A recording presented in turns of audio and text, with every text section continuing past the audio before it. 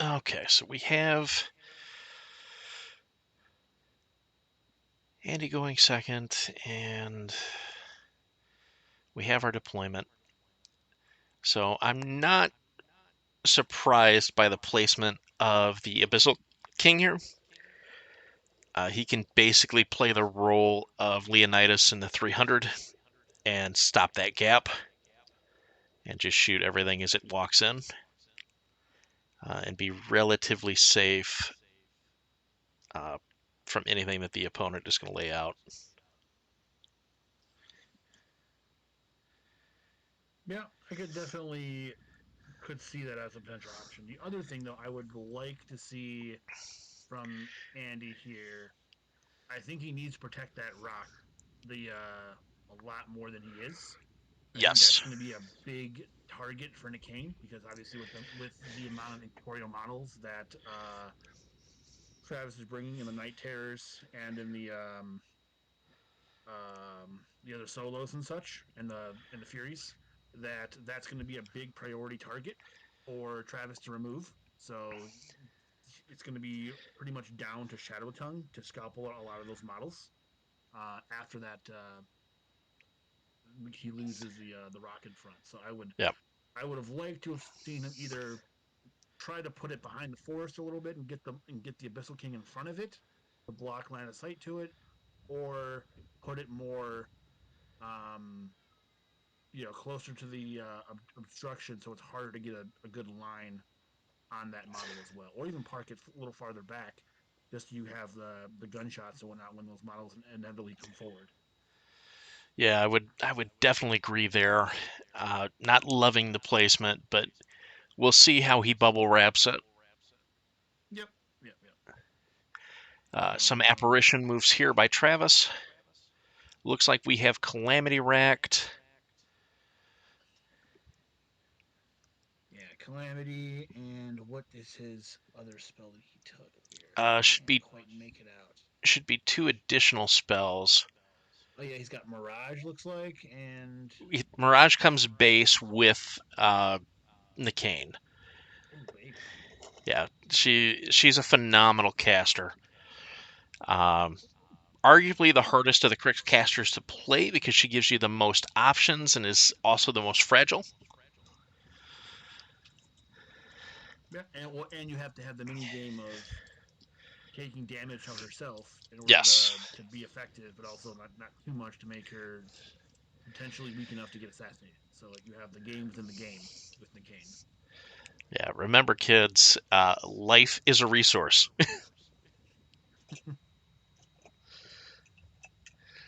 So we'll see how aggressive Travis is going to be this turn, but I would be willing to bet he's probably going to run scream with his hair on fire kind of thing, as Andy likes to say. With the exception of the right side, I think he's going to have to respect the Abyssal King at least this turn because we'll have magic weapons. So obviously he can still potentially shoot Okay, down get you something. a couple of those night terrors if they get too close. Yeah, definitely a key consideration. Yeah, the game of footsie here is going to be pretty extreme. Nekane is I getting fully very aggressive here. Well, I fully expect too that Nekane is going to be having banishing ward on her the entire game. She absolutely should. And yeah, it looks like he has cast banishing ward on Nekane, and he put Mirage onto. Um, It where is is Mirage on here? either on his Dominator or the oh, it looks Oh, it. okay, I see it now. Like, yeah, there's a glitch here where the Yeah, arc node is actually invisible. yeah, we have an invisible arc node, which is where the Mirage is. Oh, so that should definitely be a big red flag, and siren should be blaring for Andy. Because obviously, with that Mirage and the Arc Node means that Arc Node can go wherever it wants with Mirage plus Pathfinder. I Yes. mean, he's got to be incredibly safe with Shadowtongue, or he could just get top of two'd here. Yep. Because that that Jackal get. I mean that not Jackal. The that Raptor gets to potentially move 14 inches with Mirage's turn, Yes. and then you can, and then obviously with spells. So you're gonna have to bury Shadowtongue somewhere deep and dark to get away from that arc node. Yeah, this is extreme danger. Um, Also, you got the cat, or not the cats, the night terrors moving up, and night terrors on a hill. The Abyssal King having to get past that forest to do anything. Oh, this is not a great It position should still for. be the Abyssal King will definitely be able to get gunshots there, but will he land enough of them to for it to matter? Still remains to be seen. And then obviously with that too, like if he doesn't kill those night terrors, because obviously they are getting +3 armor because of Nekane. So I mean they're death 16 on top of that hill, and correct me if I'm wrong. I think they're armored 19 now because of the aura of Nekane. Yes.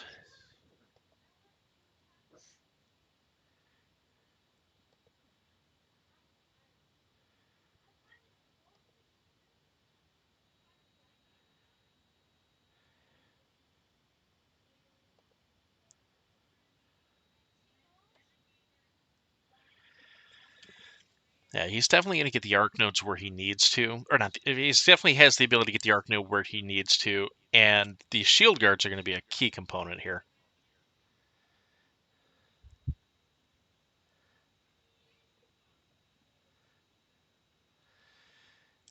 So they're going to be able to bubble wrap pretty good. He might actually be able to get the second unit over to be relevant, at least on Nekane herself, and probably that leftmost uh, Night Terror. So I'm going to be interested to see how Andy handles this. My assumption is you're going to see good old Shadowtongue make a beeline for the left-hand side of the screen.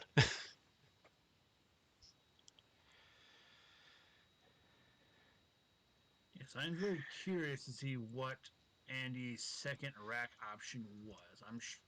I'd be willing to bet with the gun flat form that the Abyssal King is, he probably racked Blackspot. Mhm. Um, and then the other option I would think is he probably racks either Fortify or Fortune. I would assume probably leaning more towards Fortune Yeah, I think because I don't think Fortify helps you much in the Crix matchup when you have access to Sizing, Touch, and Calamity and all these other debuffs. So stacking armor into Necrofactorium is usually a bad decision.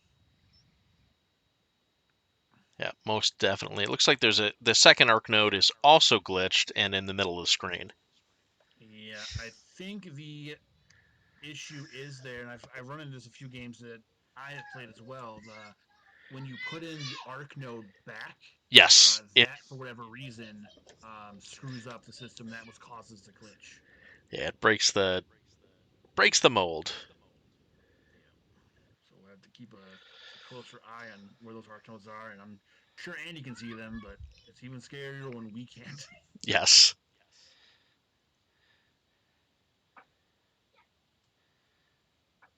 So pretty exciting stuff from that perspective. So 2025 is almost upon us. What are you feeling as we close out this year of the edition? uh, well, I mean, this edition, I felt that it was pretty well rounded. Like I enjoyed a lot of the nuances and dynamics of the factions. There obviously are some uh, remarkably good Merc outliers that I think Hmm. going into January of next year will most certainly be addressed.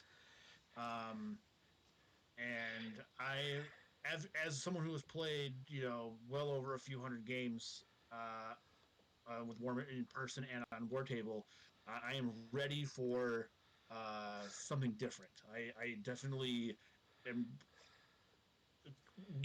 awaiting the January update and looking for uh, you know the bigger and brighter things.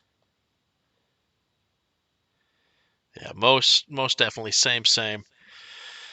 But I've had a lot of fun this year. Uh, Big Pig and Balloons obviously have been dominant in the meta. But even with them dominant in the meta, these have been extremely fun games of Warmachine the last year. Oh yes, I mean Khan's amazing. I mean the War Machine community as a whole, I can't say enough. Uh, love it. I mean, I love, like I said, like, as one that gets to travel around the country and it's the sights and sounds and the people, top notch. Like, you can have nothing but praise for the War Machine community.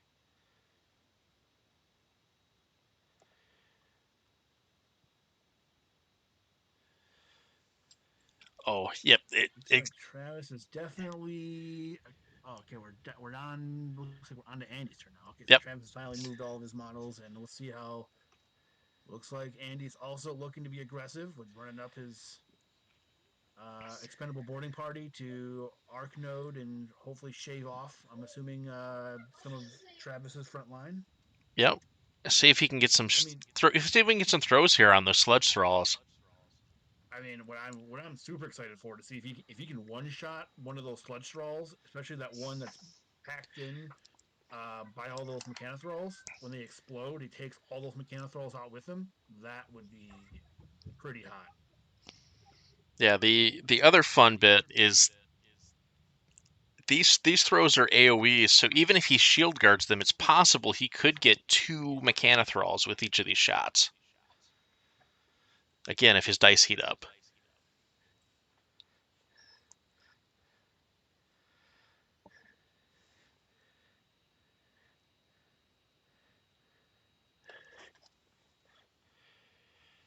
Do we still not know what Andy's other rack spell was yet? Has it been shown yet? I'm still looking for it, and I have not seen it yet. I'm sure that the spot here is Blackspot, but I don't know what his other rack is yet. So let me Looks like he has find. Fortune and Blackspot. Thank you, Oh, okay, Erica. so he did take Fortune. Perfect. Okay. Yeah, I popped the chat up, so Okay. thank you, loyal listeners. Yeah, Erica's got a front row seat to the action.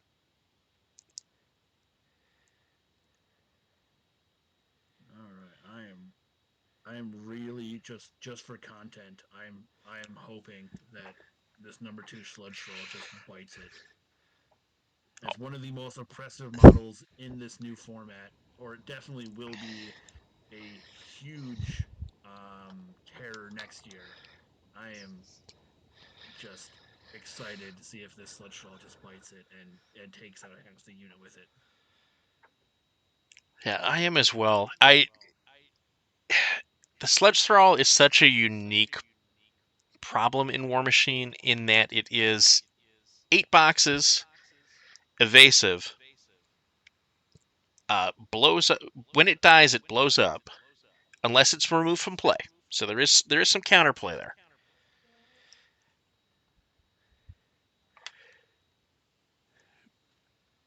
Yes, there is some counterplay, but the amount of value that that unit can generate by just existing is second to none. Well, you can't ignore them, Yeah, definitely. at least from a positioning standpoint. They are always relevant, even if they never make a shot. Look at Andy's dice getting hot. Looks like we've got the first attack roll. Looking good. Who did he actually target here? So Sludge Thrall. he did hit a sludge straw. Sludge Thrall gets to evasive. Uh, does it, however, get to evasive? Does evasive only trigger on magic on ranged attacks? I believe it does. Yep, only ranged. But to say, yeah, so it doesn't. I don't think you can evasive here From the grenade? It's a ranged from attack? this arc potentially. Oh, that was that. Oh, that's an arc. I'm assuming that's an arc. Or is it? No, these are. Oh, he's no. Shadowtongue is not activated yet. So these are bombs. Yeah, these are bombs. So he is throwing bombs at the. Oh, interesting. Okay, okay. So the sludge trolls are getting into evasive here because of the thrown bombs. Yes. Wow. We do have one Mechanothrall knocked down due to taking the blast to the face. Well, that probably more than likely is a shield guard. Yes. I'm assuming he probably shield guarded to that, and then the blast damage is probably not doing anything to anybody else here. And that does, yeah, that damaging that Mechanothrall also gives vengeance to the whole unit now. Yep. So we'll see. Man, that play is still there. I'm here for it. I really hope that Andy gets to just absolutely just annihilate that sludge troll number 3. Man, if he does, he takes almost the entire unit with him.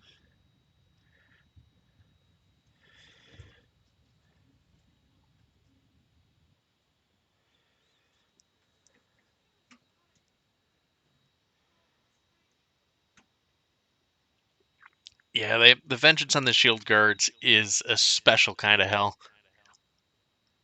Yeah. Yeah. It's going to be a season where you're going to want to rack your offensive spells. Yeah,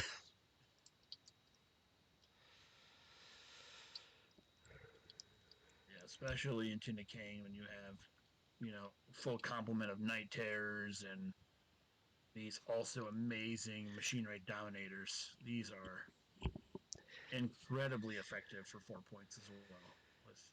With Annihilator and being able to take control of Jax, being incorporeal. There's a lot to love about those models. Yep, and apparition. Yeah, Because yeah. they The list continues. because they needed additional threat range. Oh yeah, I mean that's the one thing that Kriels does not have in spades though. It's like their threat ranges are for the most part pretty static and lower ranges with the exception of the Night Terrors and uh, not Degathis but the other shop caster. Oh, I can Eviscerus. never remember his name. Yes. Eviscerus. Yep. Eviscerus, yes. It's like Andy's trying to get an angle on this weakened sludge troll. Does he have an angle there with the big bomb? Doesn't look like it. It might be. Oh, I guess he does. Okay. And I believe that does hit. That should hit. Somebody's taking that hit.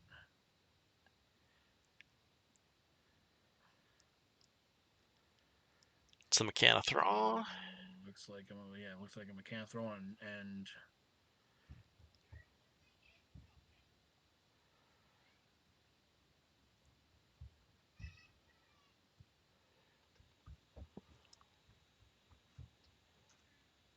not seen damage applied yet. So we're still working out where that shot actually went.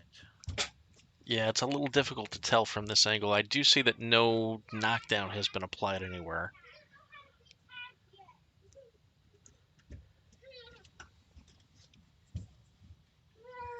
Actually, what could he have even shot at?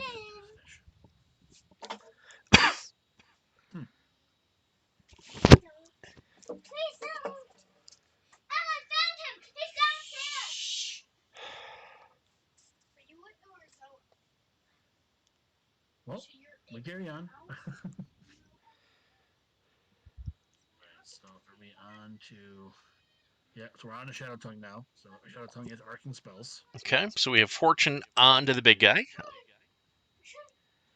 And that's a pretty decent roll there. I'm assuming we're arcing. I'm assuming, yep, that was. Oh, see, he did go for it. Into the sludge troll. There you go. He did go for the Hex Blast into that Sludge Troll, and he came up just short because there are 8 boxes.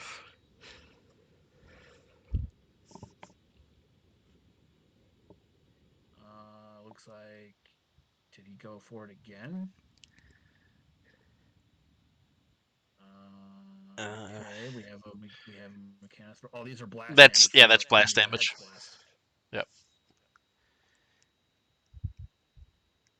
And there's His arc node destroyed. Yeah.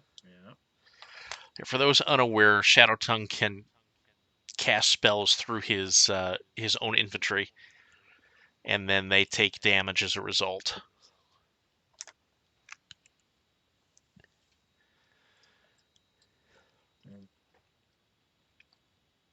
Looks like we're doing it again. These still might be tough checks. Yeah, from the blast. It was AoE 2. I don't think he's done a second one yet. Yeah, then that should be on that second sludge thrall. Yeah, unfortunately, I don't think there is any follow-up from Andy to be able to scalpel out that sludge troll anymore. No. It might have been his only out there. Yeah, it doesn't feel great. I think he's allowing Travis to evasive here. Yep. Which again, I don't think evasive triggers on magic attacks. It shouldn't, I don't believe.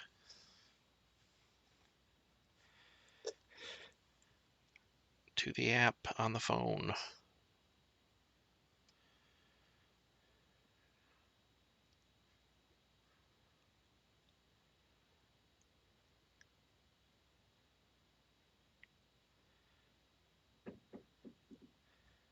All right, now we're putting damage into the raptor. This is good.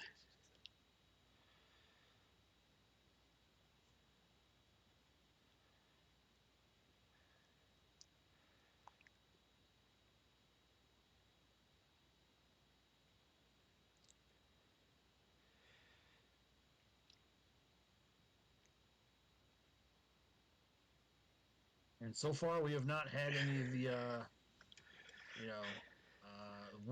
the Wartable dice rearing their ugly head yet. Like we've had 2 4s rolled so far. It looks like, but this seems pretty tame so far. I have not seen. I'm still looking for that ever present boosted 5. Yep. Just had a sludge thrall go down and take out the remainder of that unit. Oh, he did it. He got him. Oh, It's a beautiful thing. yes. It's what I'm here for. I was really hoping that was going to happen.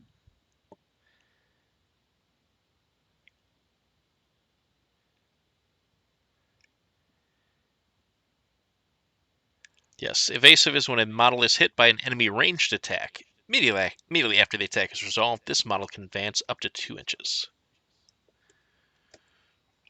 Okay, perfect. So it does not trigger there. That's great to know. Yeah, the sludge thrall blowing up there is huge. Because you eliminate the remainder of that unit, and you deny that all of those vengeance moves, as well as. Yes. However, though, like there is still potential. I guess yeah, because all of them did die there. All of the mechanical rolls did die, so there is no recursion happening there. But that sludge troll will definitely be back with the necrosurge initiates sitting behind them. Because each one of them can bring back uh, a solo turn. Yep. Additionally, they can also heal, so you've got some decisions to make in this position, depending on how the attrition goes. Yep. It does look like one of those necrosurgeons also bit it in that explosion. Yep. So one of them did die, which yeah, definitely helps. Like Andy is definitely getting some solid attrition work done here. The only issue that I'm still worried about is he has yet to deal with any of the night terrors. Yes. And everything that basically, with the exception of that mechanothrall unit, can Travis can still bring back. So nothing has really been overly accomplished, but I mean, still removing a potential shield guard unit from Nekane can definitely never be understated. That's super solid there. But you can see, yeah, Travis is Yeah. piling his little buddies over in the corner for them to come back and make another appearance. Yeah, I don't love shooting the sludge thralls here. I understand the logic because again, you have shield guards on the night terrors, but the sludge Yeah. thralls are not the primary threat.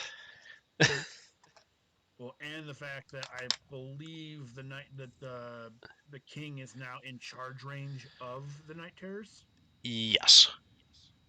because I believe they threat 14 because they have They have Mirage. apparition. Yep, they have Apparition. There we go. Oh, there goes a night terror. All right. So did he opt not? Oh, actually, no, he didn't. No, he opted not to shield guard there. Yeah, he just. Wow. Interesting. It's a. Oh, no, because you can't do it in that turn. Mm. I don't love that decision. Yeah, that is definitely interesting that Travis opted to not shield guard. So, what is the benefit of not shield guarding there? Um, hmm. Don't actually see it like there because like it's one. It's obviously two attacks that he's missing out on the king. Hmm. Um, two. I mean, he could grim returns that model back still. The other question is, was that blast damage? It's possible. Yeah, because if he rolled a boosted 7 and then rolled the boosted 17, he could have killed that with blast damage.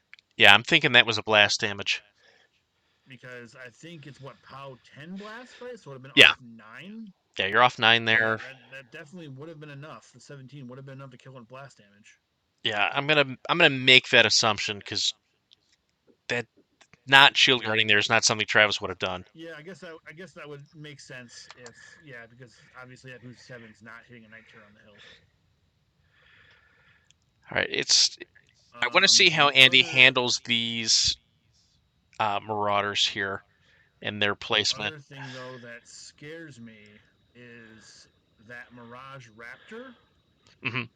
is well in shield guard, well in spell range of Shadowtongue, and Shadowtongue is buried in the back behind two Orbeez. But if Travis can find a way to get line of sight into Shadowtongue, there is a very good chance that Nekane just ends the game here. Yeah, I mean he just has to clear the Reef Troll, and then you've got your line of sight, and it's. Well, or find if you can run far enough left to find an angle around um, the uh, the frog too, the big frog in the back. It's going to be tough here. Uh, Close that gap. Close that gap, Andy. No, you didn't close the gap, Andy.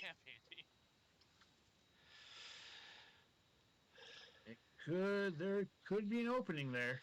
I mean, it's potential that if the arc node is able to mirage and run left, Yeah. you might be able to find an alleyway.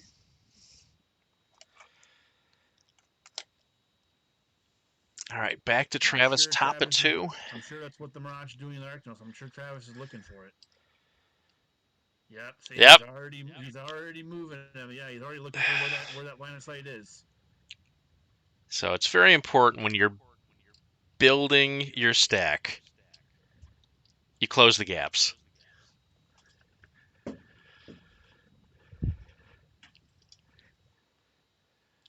And Now he's it's just and he's and looking he's at. going to be frustrated with himself on this one.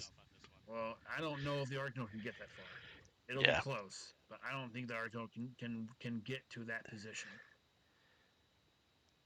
Yeah, I think you're correct there. because it only can run. It runs 14, I believe, Yep. and that looks a bit farther than 14.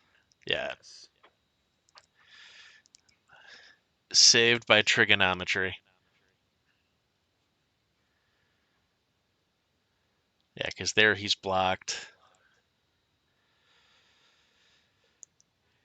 And he doesn't have a way to extend it any further than that. So then the question becomes, can you clear the Reef Troll? I mean, it's entirely possible. And the Nekane still.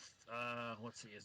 What's the Reef Troll camping here? Is he camping enough on the Reef Troll? He's camping 3. So yeah, actually killing the Reef Troll here probably still seals it where it's a non-assassination attempt because then the Reef Troll Ah, Shadowtongue gets 3 transfers from that position, and probably doesn't. I mean, Kane doesn't have enough gas left in the tank to kill a Reef Troll and Shadowtongue at that point with 3 transfers. all So right. he's probably he looks to be safe here. So if the assassination's off the table, what do you look to take down here? Is this the turn that you try to take down the king? Can you get enough onto the king to make that worthwhile? I don't think 2 Night Terrors is going to be enough. Um, I mean, he put up unyielding on it, so it will be armor 21 right now. I mean, you could debuff it with Calamity, but even with that, like with Finisher plus Calamity plus Power of Death from the Trees Furious. unit, I still do not think that that's going to be enough to to warrant a committal there. Mhm. And that's the beauty of Nekane in this position too is, and he's going to have to come forward. Like Shadowtongue will have to come obviously out of his deployment zone at some point, Yep. and she always has another shot at him next turn. Yeah, it's high assassination angles for us as Orgoth players. Nekane is very similar to Sabrith in that she gives you a lot of interesting technical outs that the opponent has to be constantly thinking about because we have a lot of non-linear threat. Well, and he is apparitioning forward, so it's possible that he could be looking at committing them into the king just to soften them up. Yeah, I think he's definitely feeling the trade for the Night Terrors into the King. If he spikes, it gets really interesting. Like I On think if he average had, dice, he's going to probably take about half of this King down. yeah, I think if he had all 3 of them, it's a very real possibility with Calamity and Power of Death that he actually gets to kill this. Um, but with just 2 of them, I just don't see them there being enough stopping power. I mean, it maybe with if Nekane feats for this as well, it's that may offset the dice, but I just still would rather see. Well, maybe he is feeding this turn I because think it this looks is like he did. Because it looks like he did not upkeep Banishing Ward either here. then this is probably a feat turn. So he's looking. Yeah, it looks like he's looking to set up for a feat to try to potentially feat into the Abyssal King here. I'm hoping Travis is remembering that Shadowtongue has Ghost Walk because I'd hate for a frog to randomly appear and ruin his day. Hmm.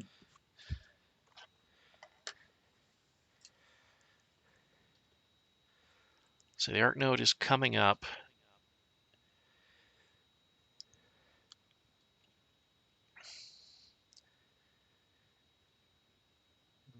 so the Archnode is just outside of the Abyssal King's range. Mm-hmm. Kane is remembering that she gets focus every turn.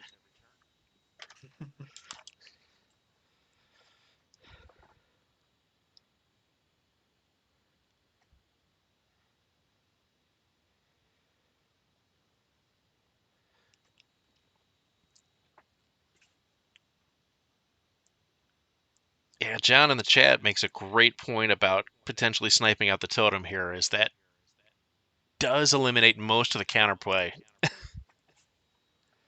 Yes. Yeah, it removes a lot of the. Oh, Oh, I mean, it probably still hits a totem if that's what he's going for. yeah, that will hit a totem. That's a boost.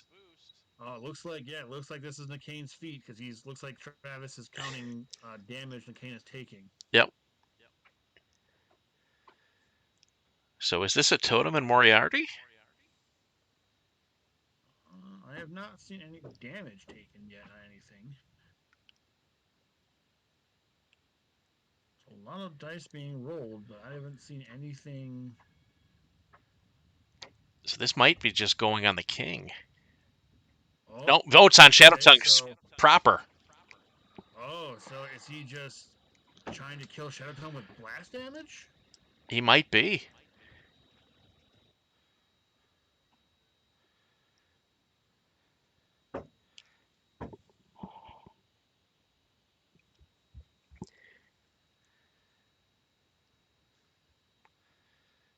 Interesting. That is a very interesting line of play. What is Nakane's nuke? Nakane's base nuke, as I jump to the card here. It's like we're professional. No, we're not. Yeah, I am firing up the old app right now myself. So Blood Rain would be the one with the AoE.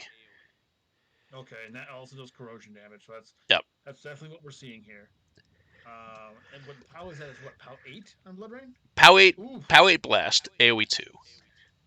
Okay. That is a heck So of a roll. So, but good thing I was an attack roll. Yeah. Oh, 8. So he's looking at armor. And I believe Shadowtongue's armor 16. Yeah. Oh, So this is off 8. off 8. I think that just did 8 to Shadowtongue. Yeah, that's a pretty significant spike. Drop Shadowtongue to 3 boxes. Oh, this is getting not great. Is Nekane going to finish Shadowtongue here? Do it. There's the hit. Looks like Travis hits again. And we're boosting damage. Off 8 does 1 damage. Yeah.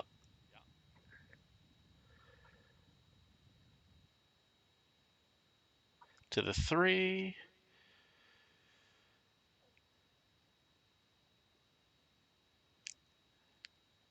Doing it again. Andy's tough check is no.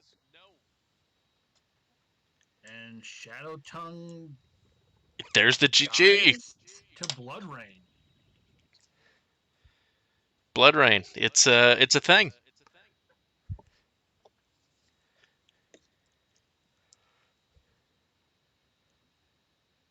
Wow, that is impressive. I'm curious on what the odds of that assassination run actually are. How many attacks did he make here? Let's see. Can I go back and double check here? You should be able to. I believe it's 7. 1, 2. Can't tell though which ones were on. Obviously on the lights and which ones are on Shadowtongue. But I would guess because he gets 1 for free. Yeah. And then Blood Rain costs, is it 2 cost? Yes. Blood Rain is 3. So he could have theoretically cast it 2 more times. Fully boosted every time because of taking life on Nekane. So three dice off eights. 3 dice off 8s with Andy well behind the kill box line. Wow, that was an incredibly aggressive assassination run, but it panned out. It worked. It definitely worked. I am curious to see try to get Travis in here Yeah, let's. once they're done with their post game wrap up here and see what the line was there. I'm curious if he even expected that to work, or it was just basically doing that to apply a bunch of pressure to Shadowtongue and try to kill him potentially next turn after he was super weakened. Yeah, a dice off 8 assassination there. Yeah, 3 boosted dice off 8s. And I believe Shadowtongue has what, 16 boxes? Yeah, he's 16 boxes.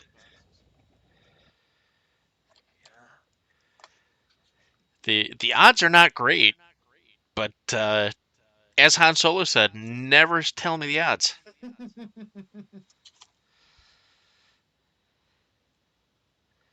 Right. Let me. I think he was naked there. He definitely was naked there. Yes. I'm going to see if I can talk to our players real quick and. Yeah, see if you can bring him into the chat, and then Erica can get them rolled appropriately.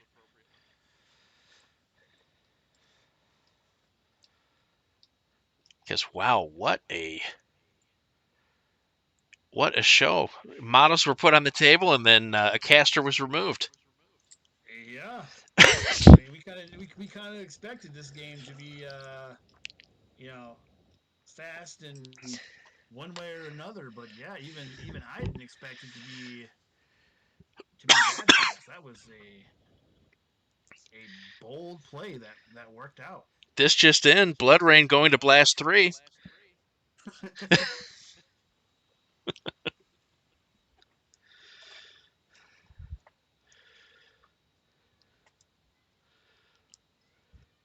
But I mean, you roll 3 16s during that run. You kind of deserve to kill their caster.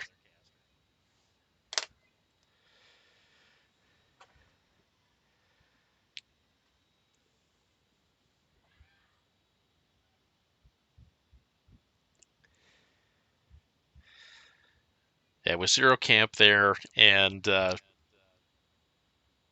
some excellent dice, you too can blast damage a caster death.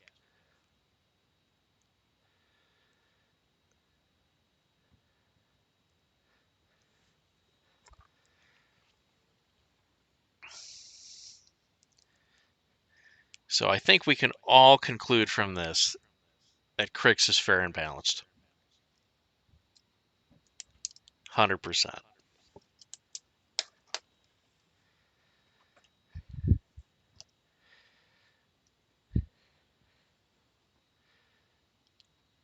Let's not go that far, Dash. Wartable dice are All right, so I have got Travis back. fantastic. Just to kind of, I guess, go through that last the assassination run there, Travis. What did you see, and did you expect that to work out as well as it did? So I've been playing Nekane a lot into a bunch of different matchups, and my thought process on this is I've been doing a bunch of math. So using odds machine, if you can get it on your phone, I'm actually considering trying to rewrite a new one of them, just because I want some function that odds machine doesn't have. But I've been trying to do some math on like when it's valid to go for the assassination. And the key trigger for this was seeing Andy go down to 0 fury. I think I struggled to keep a poker face. I might have cracked a smile when he cast the second Hex Blast because I'm like, oh, sweet, this is exactly what I hoped for. And he put him down to 0 camp. Now, him blocking line of sight, like I was telling him, is fantastic in this regard. Like he blocked line of sight perfectly to prevent the Calamity on him. The Calamity plus 4 Venoms, I think, kills him very dead. If he didn't block line of sight, Calamity plus 3 Hellfires or 4 Hellfires kill him even faster. Mm-hmm. 3 Hellfires. So he did the right thing by blocking the line of sight, but the spray part of Venom being spray 10 is so good in this circumstance, and effectively, if you look at the game state as it is right now, all I've sacrificed is my feet and my Arc Node.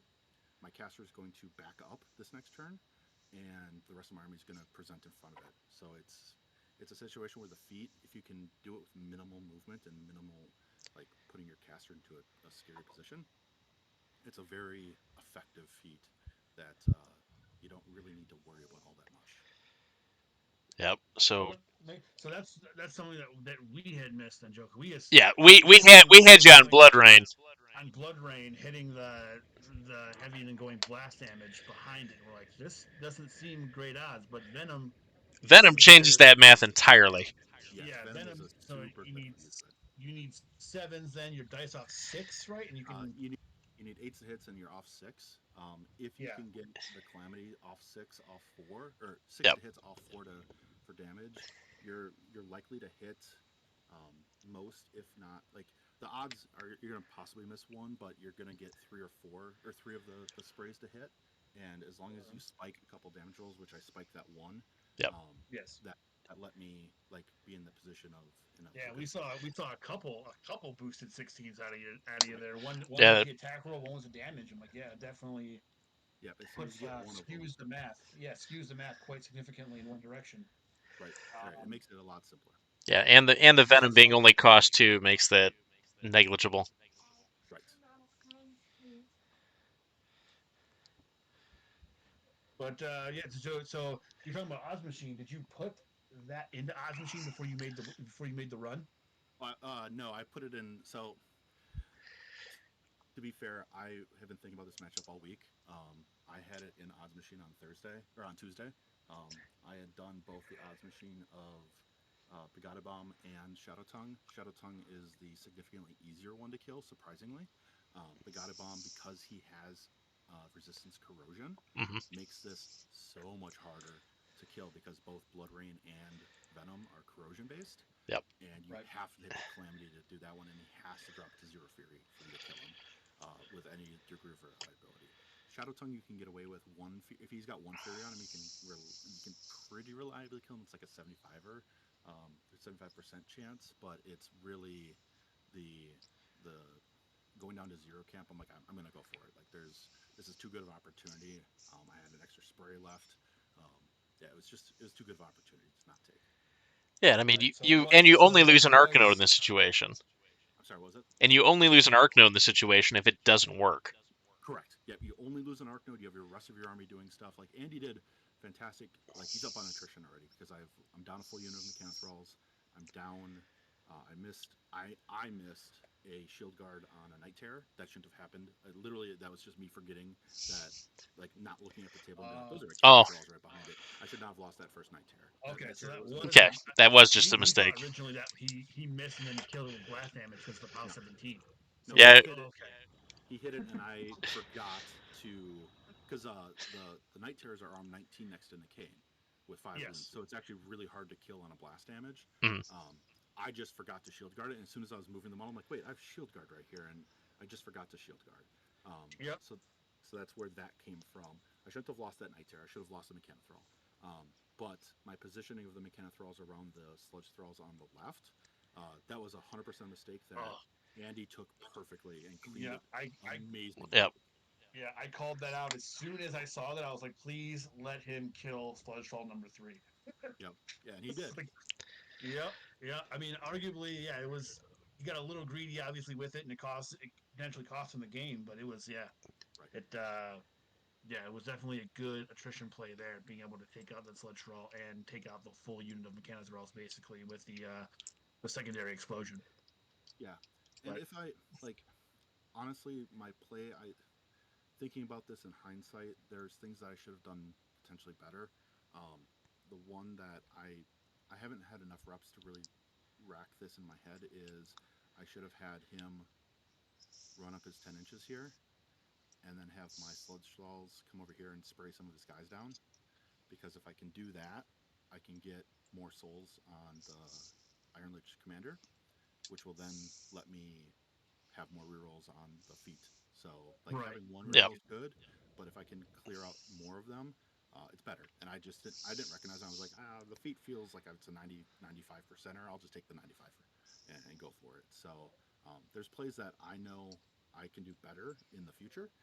It's just learning the list and being adept with the list. Right. Well, we appreciate your time, Travis. Like I said, it was a great game to watch. We're gonna get Andy in here real quick and get his closing game thoughts. Excellent. Thank you, gentlemen. Yep. Yep, Thanks, not a Travis. problem. And congratulations on the win. Thank you. Thank you. All right, let me go. I'll go grab Andy real quick. Awesome.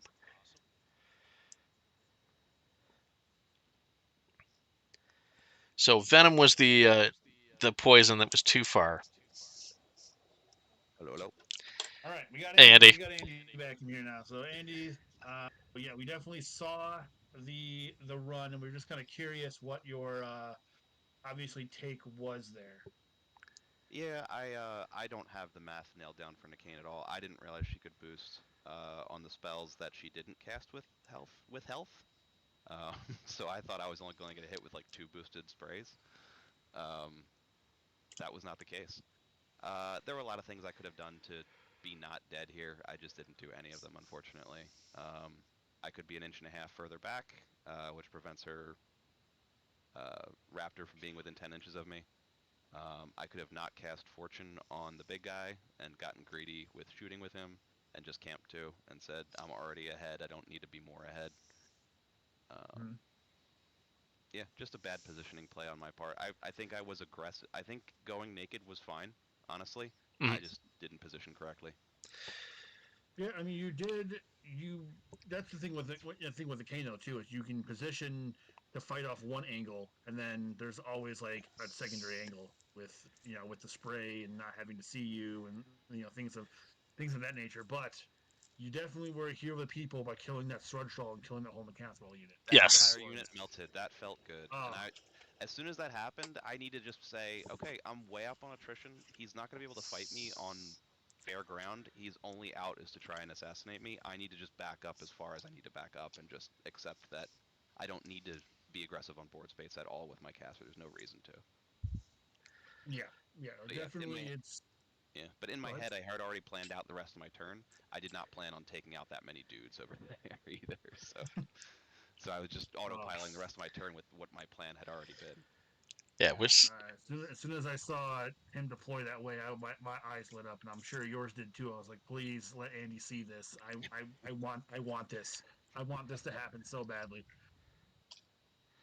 Yeah, that is the main drawback of the Sludge Thralls. They're incredibly good, especially into guns, because they can just kind of dodge around and get farther up the board and stuff. But if they clump up with their dudes and you get to them early enough, they just melt their own people. Yeah, it was a great play. Definitely the play of the match, outside of just a straight assassination run. Yeah, my math is not there for Nekane yet. I just haven't played her. Like, I played her once, and the only game I played into her, I killed her off of 5 camp just by knocking her down. So it wasn't a good learning game for me. Yep. So I didn't realize she could boost every spell with health. I thought she could only boost with health spells she cast with health. So it's my misunderstanding of her rules. It's a good learning point, and it's a good example of you don't know the matchup until you start playing the matchup. Yeah, exactly. Yeah, and Necrofactorium obviously is still a very new faction for many players. Obviously, playing against them and playing with them. So there's going to be a lot of that, again, that learning curve of knowing what they can do, and trying to stay out of those those potential pitfalls. Yeah, and I'm sitting here on the top of the board going, I am doing way too much work. What is going wrong here? Something is wrong. definitely one of those things with Krieks where they can kind of lull you into a false sense of security because their stuff does kind of melt, but you've got to watch out how much you're exerting in that effort. Yeah, definitely. As soon as he banishing warded Nekane on bottom of 1, I was like, all right, he doesn't want to die. All right, got it. Yeah, yeah. Well, we appreciate, like I said, you letting us sit in on your game. Yep. Andy. Yep. Sorry, I'm not putting on a good enough show here. Oh, it was a great show. No, it was a great game regardless of the outcome. We had a lot of fun, and there were no boosted 5s to be seen yet. So yeah, the dice were relatively reasonable on both sides. Yeah, yep. I am waiting for those days when the Wartable dice rear their ugly head. Yep. Thank you again, Andy. Yep. Talk to everybody later. All right. Bye. All right, Joe. Did you have any other post-game wrap-up or thoughts or anything before we close this thing down? Just wanted to say thank you for everybody for joining us. If you want to see more of this, of course, like and subscribe as you do on the YouTubes. And we'll be doing this weekly. Going forward, it'll be myself and Acres. We might bring an extra guest or two in to commentate, depending on the matchups. And remember, if you want to get some practice into Krieks, join the next NAWL League. We run the leagues monthly. I think we had 6 or 8 Necrofactorium players in this league, so there are plenty of them to be had. Yep. Or any matchup you're struggling with, or just getting better with your own army. It's a great way to reach out and meet people across the country and world. And as this is new to us as well, something that we're trying to put on and provide for you guys, if there are any ideas or anything that you have that we can try to improve this experience for you guys, please let us know. That would be incredibly helpful. Like I said, we're trying to put on the best show we can for you too, and promote the league as best as we can. So definitely do not hesitate to pull us aside if you had any great ideas. Yep, most definitely. If there's a match that you want to, or a match that you'd like to see us try to get, let us know and we'll try to make it a priority. Thanks again for joining us, and have a good night and fly safe. Thank you.